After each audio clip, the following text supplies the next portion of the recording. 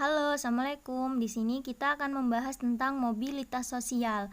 Mobilitas sosial berasal dari kata mobilitas dan sosial. Mobilitas merupakan kata baku dari bahasa Inggris, mobility yang artinya pergerakan, dan sosial. Menurut Horton dan Hun, mobilitas sosial dapat diartikan sebagai suatu gerak perpindahan dari suatu kelas sosial ke kelas sosial lainnya. Jadi, bisa dikatakan bahwa mobilitas sosial merupakan perubahan posisi seseorang dalam suatu masyarakat. Kemudian, bentuk-bentuk mobilitas sosial.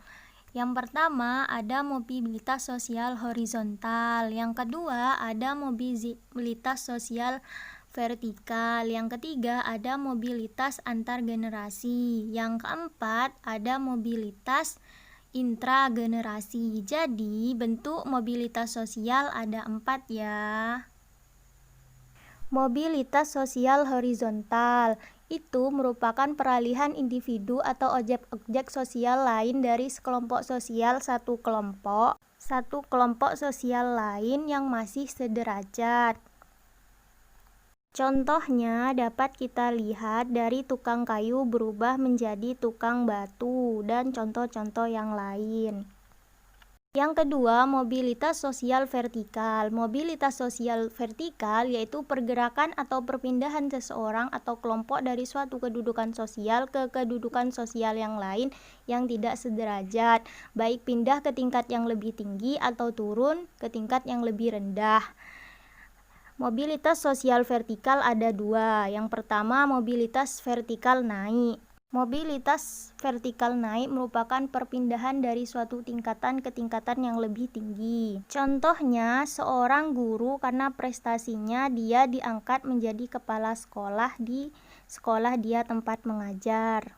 Yang kedua, mobilitas vertikal turun, yaitu perpindahan dari suatu tingkatan ke tingkatan yang lebih rendah. Contohnya dapat kita lihat dari seorang manajer yang melanggar aturan sehingga dia diturunkan menjadi pegawai biasa.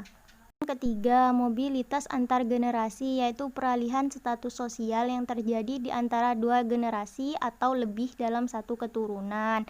Contohnya, kakek merupakan seorang petani dan cucunya merupakan seorang dokter. Yang keempat, mobilitas intragenerasi yaitu peralihan status sosial yang terjadi dalam satu generasi yang sama. Contohnya, Derry dan Doni merupakan kakak adik yang bekerja dalam satu perusahaan yang sama.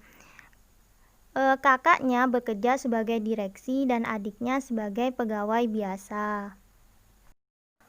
Faktor pendorong mobilitas sosial yang pertama yaitu status sosial.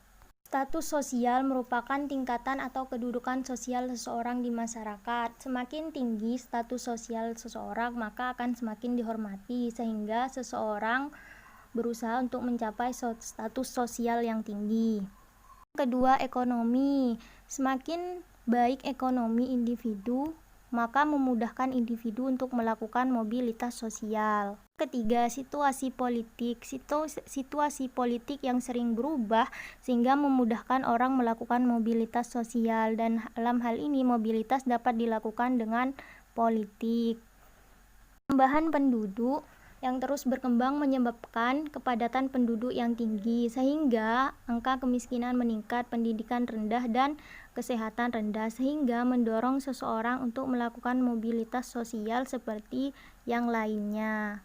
Kelima, dengan petualangan. Petualangan menyebabkan orang ingin tahu daerah orang lain.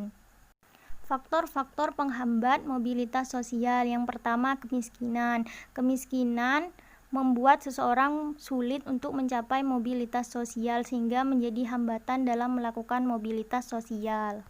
Yang kedua, diskriminasi. Diskriminasi merupakan pembedaan perlakuan karena alasan perbedaan suku, ras, agama, dan golongan. Hal ini contohnya dapat dilakukan dalam masa penjajahan pada masyarakat Eropa dan Indonesia. Saluran-saluran sosial. Yang pertama, angkatan bersenjata. Seorang prajurit akan mudah melakukan mobilitas sosial karena kedudukannya dan prestasinya. Saluran yang kedua melalui lembaga-lembaga keagamaan.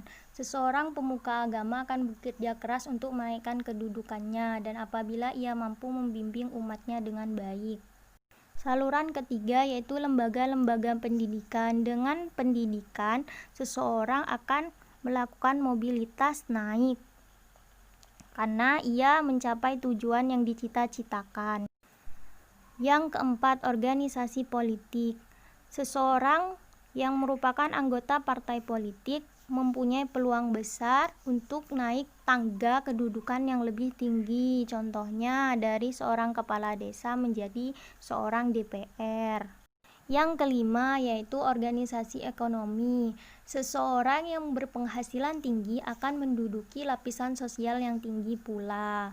Maka seseorang melakukan mobilitas sosial. Yang keenam, organisasi keahlian, yaitu seperti Himpunan Sarjana Ilmu Pengetahuan, Ikatan Dokter Indonesia, dan sebagainya. Kemudian dampak mobilitas sosial, yaitu dampak positifnya mendorong seseorang untuk lebih maju, kesempatan untuk pindah ke strata satu ke strata yang lain yang lebih baik. Yang kedua, mempercepat tingkat perubahan sosial masyarakat ke arah yang lebih baik dengan melakukan mobilitas sosial dengan yang diinginkannya. Dampak negatif, contohnya timbulnya konflik. Apabila suatu masyarakat melakukan mobilitas yang kurang harmonis, maka akan menimbulkan benturan-benturan nilai dan kepentingan, sehingga kemungkinan timbul konflik. Contoh konfliknya seperti konflik antar individu, konflik antar kelas, konflik antar kelompok sosial. Terima kasih.